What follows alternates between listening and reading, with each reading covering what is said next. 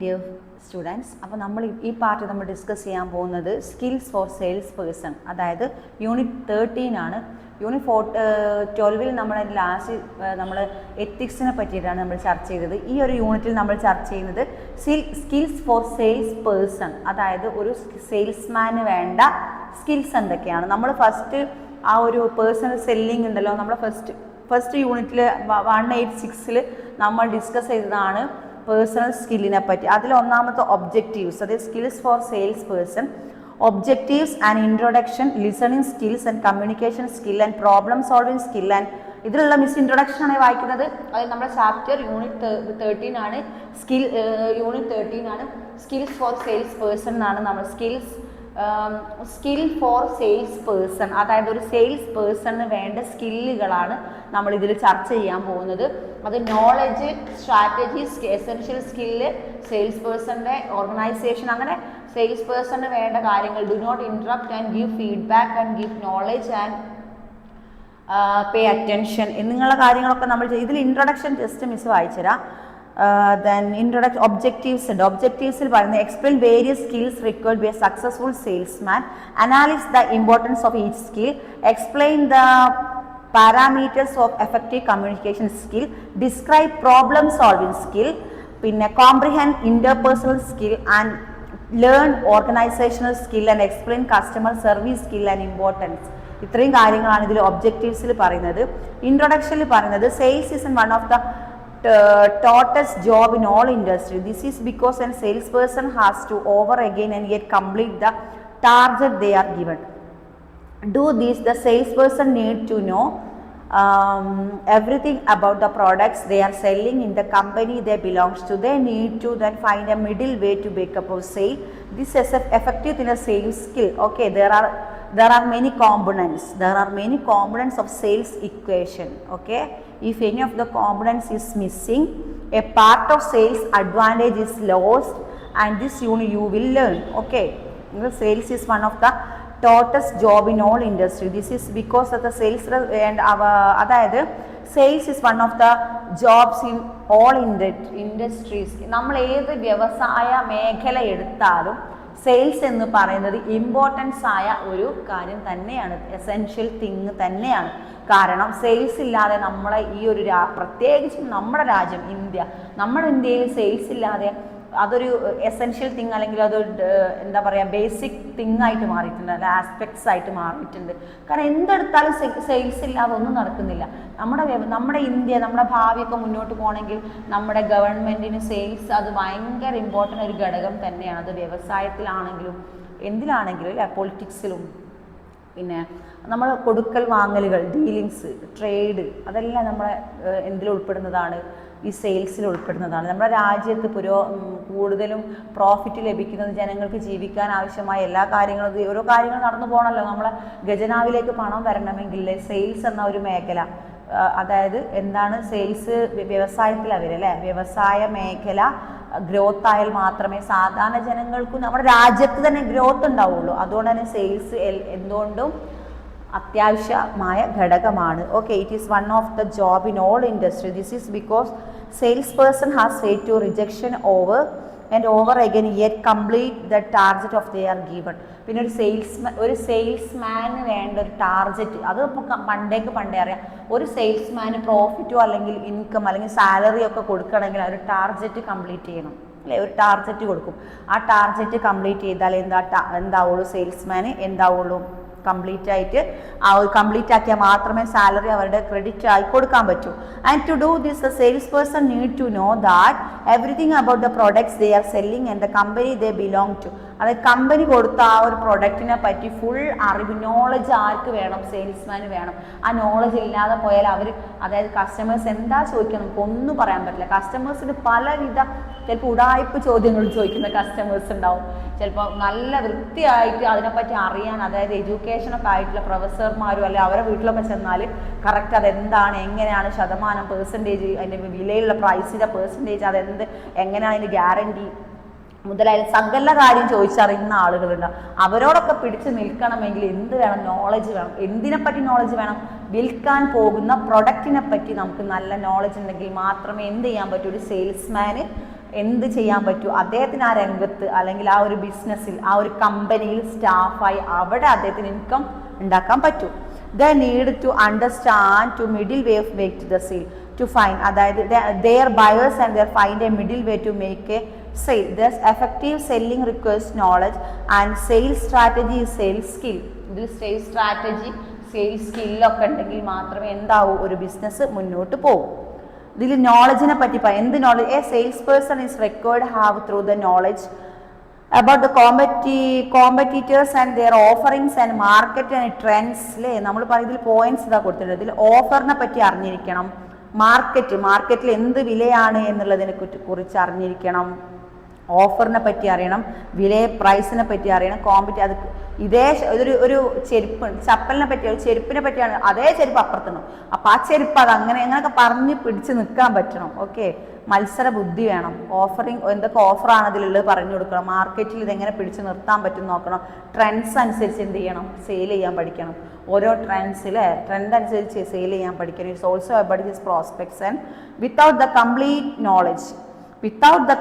knowledge about these aspects, he would not be able to present his offering and clarifying the customer. Without ആ പറഞ്ഞതിൽ, without ഇല്ലെങ്കിൽ, without the knowledge, അദ്ദേഹത്തിന് അതിനെപ്പറ്റി തൻ്റെ പ്രൊഡക്റ്റിനെ പറ്റി knowledge ഇല്ലെങ്കിൽ അദ്ദേഹത്തിന് ആ ഒരു ഫീൽഡിൽ പിടിച്ചു നിൽക്കാൻ പറ്റുന്നില്ല. ദെൻ സ്ട്രാറ്റജി, നമുക്ക് എല്ലാവർക്കും ഒരു സ്ട്രാറ്റജി ഉണ്ടാവും. അത് സെയിൽസ്മാൻ മാത്രമൊന്നുമല്ല, പൊതുവെ ഒരു വ്യക്തിക്ക് അവർക്ക് അവിടെ പേഴ്സണാലിറ്റി വെച്ചൊരു സ്ട്രാറ്റജി ഉണ്ടാവും. അതേപോലെ സെയിൽസ് സ്ട്രാറ്റജി. എന്താണ് sales strategy? This refers to the strategy needed by the sales person to position himself for the sale and it includes customer profiling and account strategy, identifying the strategy because ഒരു salesman എങ്ങനെയൊക്കെ നമുക്ക് deal ചെയ്ത് മുന്നോട്ട് പോവാം, അല്ലെങ്കിൽ കസ്റ്റമേഴ്സിനെ തൃപ്തിപ്പെടുത്തുന്ന രീതിയിൽ തന്നെ നമുക്ക് മുന്നോട്ട് പോവാൻ പറ്റണം. അതാണ് എന്തെന്ന് പറയുന്നത്, നമ്മുടെ സെയിൽസ് സ്ട്രാറ്റജിയിൽ ഉൾപ്പെടുന്നതെന്ന് പറയുന്നത്. ഓക്കെ, നേരത്തെ നമ്മൾ പറഞ്ഞ ഫസ്റ്റ് ചാപ്റ്ററിൽ പറഞ്ഞ പേഴ്സണൽ സെല്ലിംഗ് തന്നെയാണ് എന്തായി വരുന്നത്. ഇത് പേഴ്സണൽ സെല്ലിംഗ് തന്നെയാണ് എന്തായിട്ട് വരുന്നത്, ഇതിൽ കണ്ടിന്യൂസ് ആയിട്ട് നമ്മൾ പറഞ്ഞു പോകുന്നത്. ഓക്കെ, ആ പേഴ്സണൽ സെല്ലിംഗ് എന്ന് പറഞ്ഞ ക്യാരക്ടർ, ഒരു പേഴ്സണൽ സെല്ലിംഗ് നമ്മൾ B2C നമ്മൾ പറഞ്ഞല്ലോ, കസ്റ്റമർ ആൻഡ് ബിസിനസ്, കസ്റ്റമറും ബിസിനസ്സും തമ്മിൽ എന്ത് വേണം, ഒരു ബിസിനസ് ചെയ്യുന്ന ബിസിനസ്മാൻ അല്ലെങ്കിൽ സെയിൽസ്മാനുമായിട്ടൊരു കറക്റ്റ് കമ്മ്യൂണിക്കേഷൻ വേണം. കമ്മ്യൂണിക്കേഷൻ സ്കില്ല് ആർക്ക് വേണം? ഈ സ്കിൽ എന്ന് പറയുന്നത് കമ്മ്യൂണിക്കേഷൻ സ്കില്ലാണ്. കമ്മ്യൂണിക്കേഷൻ സ്കില്ല് മാത്രമല്ല, അത് അവർക്ക് ബോധ്യപ്പെടുത്തി, അതായത് നമ്മുടെ കയ്യിലുള്ള പ്രൊഡക്റ്റിൻ്റെ ക്വാളിറ്റി ബോധ്യപ്പെടുത്തി അവരെ കൊണ്ട് അത് വാങ്ങിപ്പിക്കുന്നതിലൂടെയാണ് ഒരു സെയിൽസ്മാൻ്റെ എന്ത് വരുന്നത്, അദ്ദേഹത്തിൻ്റെ ഒരു എന്താ പറയുക, അദ്ദേഹത്തിൻ്റെ ഒരു റിസൾട്ട്. ഓക്കെ, ആ ഒരു കമ്പനി ഏൽപ്പിച്ച ഉത്തരവാദിത്വം അദ്ദേഹം കറക്റ്റായിട്ട് നിർവഹിച്ചു എന്ന് പറയണമെങ്കിൽ അത് വാങ്ങിയിട്ട് അവരോട് നല്ല രീതിയിൽ ആറ്റിറ്റ്യൂഡും കമ്മ്യൂണിക്കേഷനും ഒക്കെ ഗുഡ് ആവണം. അതാണ് സ്കിൽ എന്ന്. സ്ട്രാറ്റജി, ഓരോ സെയിൽസ്മാനും ഓരോ സ്ട്രാറ്റജി ഉണ്ടാവും. കാരണം അതായത് എല്ലാവരും ഒരേ ക്യാരക്ടർ അല്ലല്ലോ ഉണ്ടാവുക, സെയിൽസ്മാൻമാർക്കൊക്കെ വ്യത്യസ്ത ക്യാരക്ടറായിട്ടുണ്ടാവും. ഈ സ്ട്രാറ്റജി എല്ലാവരും ഒരു സ്ട്രാറ്റജി നല്ലൊരു ഗുഡായിട്ടുള്ള സ്ട്രാറ്റജിയാണ് പിന്തുടരേണ്ടത്. അതായത് പറ്റിക്കരുത്. നമ്മൾ സെയിൽസ് ചെയ്യാൻ എന്ത് പ്രൊഡക്റ്റാണോ തന്നത് അത് നമ്മൾ കൊടുക്കുമ്പോൾ അത് വാങ്ങുന്ന ആൾക്ക് നമ്മൾ എന്ത് ചെയ്യാൻ പാടില്ല, അവരെ പറ്റിക്കാൻ പാടില്ല. അപ്പോൾ ഒരു സ്ട്രാറ്റജി. നോളജ് വേണം. എന്ത് നോളജ് വേണം? അവർക്ക് അവനവൻ്റെ കയ്യിലുള്ള പ്രൊഡക്റ്റിനെ പറ്റി അത്യാവശ്യം നല്ലൊരു നോളജ് വേണം. കാരണം ആ നോളജ് എന്താണ്, മസ്റ്റാണ്. കാരണം അവർ ചോദിക്കുന്ന ചോദ്യങ്ങളിൽ ഉത്തരം പറയാനും എന്താണ് പ്രൊഡക്റ്റിനെ പറ്റി, അതിൻ്റെ ക്വാളിറ്റിയെ പറ്റി, അങ്ങനെ കാര്യങ്ങളെല്ലാം പറഞ്ഞു കൊടുക്കാൻ നോളജ് വേണം. ദെൻ സെയിൽസ് പേഴ്സൺ, ഓരോ സെയിൽസ് പേഴ്സണിനും ക്യാരക്ടർ എന്താവണം, ഗുഡ് ആവണം. അവർ കയറി ചെല്ലുമ്പോൾ അവിടെ നിന്ന് എന്താക്കാൻ പാടില്ല, പ്രശ്നങ്ങളൊന്നും ഉണ്ടാക്കാൻ പാടില്ല. അതായത് പ്രശ്നങ്ങൾ മീൻസ് ഇപ്പം നമ്മൾ കേൾക്കുന്ന സമൂഹത്തിൽ കയറി ചെല്ലുന്ന സെയിൽസ്മാൻമാരോ അല്ലെങ്കിൽ മാലമോഷണം അല്ലെങ്കിൽ പുതപ്പ് വിൽക്കാം, അതൊരു സെയിൽസാണ്. അന്യ സംസ്ഥാനക്കാരും സെയിൽസിന് ഇറങ്ങിയൊരു കാലഘട്ടമാണ്. അവർ പുതപ്പായിട്ടും പല സംഭവങ്ങൾ വീടുകൾ കയറി ഇറങ്ങുന്നു. അപ്പോൾ ചിലപ്പോൾ വാട്സപ്പിൽ മെസ്സേജ് കാണാൻ പറ്റും, ഇതര സംസ്ഥാനക്കാർ ഇറങ്ങിയിട്ടുണ്ട് പുതപ്പ് വിൽക്കുന്നവർ. അപ്പോൾ അവരെന്ത് ചെയ്യാൻ പാടില്ല, പുതപ്പ് വിൽക്കുന്ന അവരെ നമ്മൾ വിശ്വസിക്കാൻ പാടില്ല, ശ്രദ്ധിക്കണം. അവർ വീട്ടിൽ മോഷ്ടാക്കളാണെന്നൊക്കെ പറഞ്ഞിട്ട് ന്യൂസുകൾ നമ്മൾ കാണുന്നതാണ്. അതുകൊണ്ട് എന്താണ്, നമ്മൾ സെയിൽസ് പേഴ്സണെ പറ്റി ഒരു ജസ്റ്റ് ഒരു കോമൺ സെൻസ് വേണം, ഒരു ബോധം വേണം. ആരാണ് വരുന്നത്, ഇവർ നമ്മുടെ രാജ്യക്കാരാണോ, ഇവർ ഒരു കോമൺ ആയിട്ട് സംസാരിക്കുന്നത് ഏത് ഭാഷയാണ്, മലയാളമല്ലല്ലോ, അങ്ങനെയൊക്കെ ചിന്തിച്ച് സെയിൽസ് പേഴ്സൺ വരുന്ന ആളെ പറ്റിയിട്ട് ജസ്റ്റ് ഒരു കോമൺ സെൻസ് ഉപയോഗിച്ചിട്ട് എന്ത് ചെയ്യണം, ജസ്റ്റ് ഒന്ന് അറിഞ്ഞിരിക്കണം എന്നാണ് പറയുന്നത്. ജെൻസ് ഓർഗനൈസേഷൻ, അതായത് ഇവർ ഓർഗനൈസേഷൻ കമ്പനീസിനെ പറ്റിയാണ് പറയുന്നത്. ഓരോ ഓർഗനൈസേഷനാണ് ഓരോ സെയിൽസ്മാൻമാരെ പുറത്തേക്ക് ഇറക്കുന്നത്. നേരത്തെ പറഞ്ഞല്ലോ, സെയിൽസ്മാൻമാർ ഇറങ്ങുമ്പോൾ തന്നെ ഒരു ബൗണ്ടറി നിശ്ചയിച്ച് കൊടുക്കും, അവർക്ക് എക്സ്പെൻസ് കൊടുക്കും. ഈ ഓർഗനൈസേഷനാണ് അവർക്ക് എക്സ്പെൻസ് കൊടുക്കുന്നതും അവരെ ബൗണ്ടറി നിശ്ചയിക്കും. ഇതിനൊക്കെ ഓർഗനൈസേഷൻ അതോറിറ്റീസ് ഉണ്ടാവും.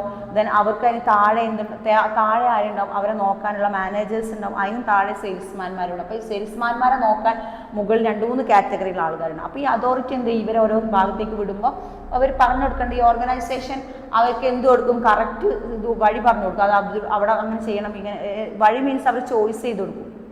അവർ ചെയ്യേണ്ട കാര്യങ്ങളെക്കുറിച്ച് കറക്റ്റ് ഒരു മോട്ടിവേഷൻ ലെവൽ ക്ലാസ്സോ അല്ലെങ്കിൽ അവരിങ്ങനെ അങ്ങനെ, കാരണം ബിഹേവിയറിലോ ആറ്റിറ്റ്യൂഡൊക്കെ ശ്രദ്ധിക്കണം.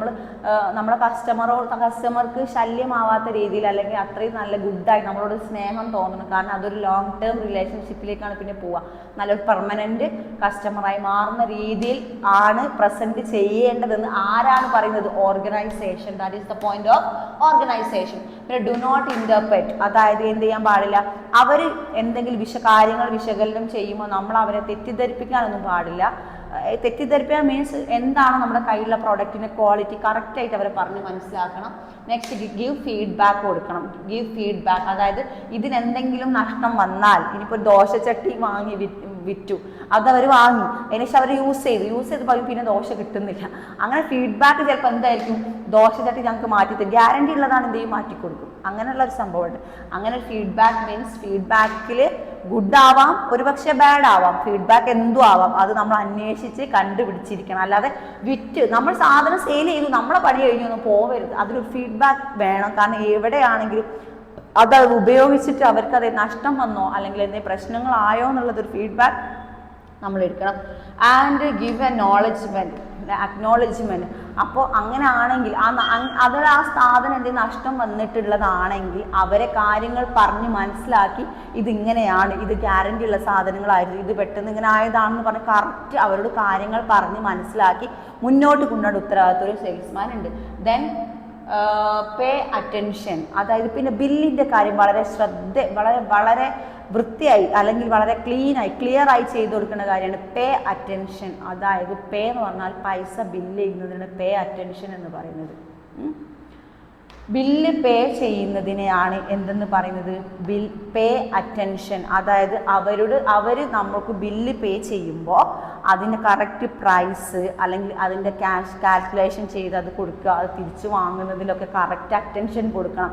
എന്തെങ്കിലും അവിടെയാണ് പ്രശ്നം അധികവും വരും. കാരണം നമ്മൾ പ്രൈസ് എന്തെങ്കിലും വിലയിൽ എന്തെങ്കിലും വ്യത്യാസമോ മാറ്റം വരുമ്പോൾ പെട്ടെന്ന് എന്ത് ചെയ്യും, കസ്റ്റമേഴ്സിന് ദേഷ്യം വരും, അങ്ങനെ പല കംപ്ലൈൻറ്റ് വരും. അപ്പോൾ അതൊക്കെ എന്ത് ചെയ്യണം, ശ്രദ്ധിക്കാനൊരു സെയിൽസ്മാൻ നിർബന്ധിതനാണ്. Next give feedback and give acknowledgement, pay attention, interpret and organisation, salesman essential skills and strategy and knowledge. ഇത്രയും കാര്യങ്ങൾ ഒരു സെയിൽസ്മാൻ നിർബന്ധമാണ്. അപ്പോൾ നമ്മൾ സ്കിൽ ഫോർ സെയിൽസ് പേഴ്സൺ, ഒരു സെയിൽസ് പേഴ്സൻ്റെ സ്കില്ലാണ് പറയുന്നത്.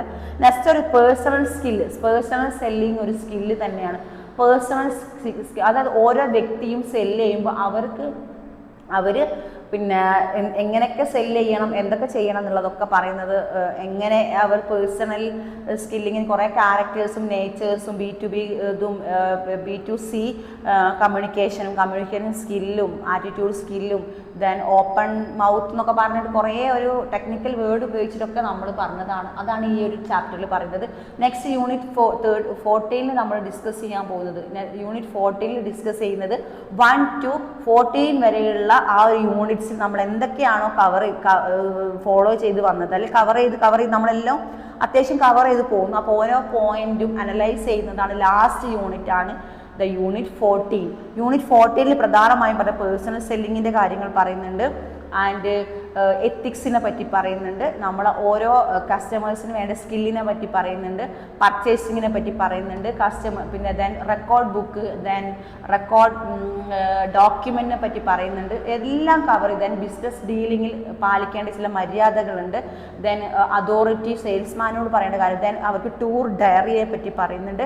ഇങ്ങനെ ഓരോ യൂണിറ്റിലും കവർ ചെയ്ത് പോകുന്ന ഓരോ യൂണിറ്റ് വൈസ് വരുമ്പോൾ 1 to 14 വരെ നമ്മൾ ആ ഒരു കവർ ചെയ്ത് വരുന്ന മൊത്തത്തിലുള്ളതാണ് യൂണിറ്റ് 14. നമ്മുടെ ഈ ബ്ലോക്കിലെ ലാസ്റ്റ് ചാപ്റ്ററാണ് യൂണിറ്റ് 14.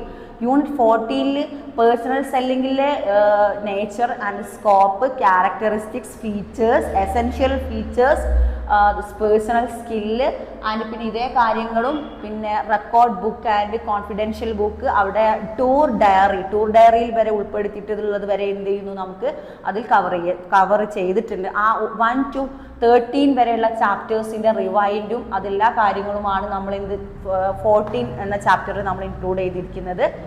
ഓക്കെ.